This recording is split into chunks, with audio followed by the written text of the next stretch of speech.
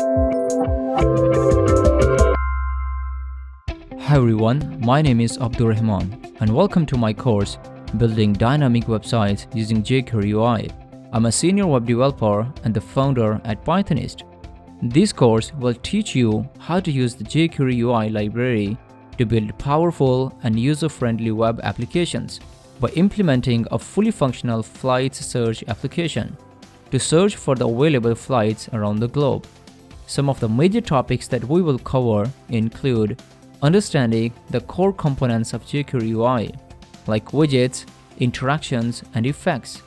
Also, we will explore how to build custom widgets from scratch by building a table search widget to search in a table.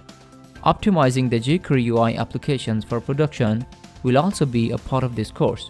By the end of this course, you'll be able to build powerful, dynamic web applications and deliver a satisfying user experience.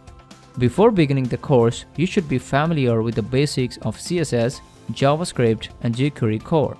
I hope you will join me on this journey to learn jQuery UI with Building Dynamic Websites using jQuery UI course at Pluralsight.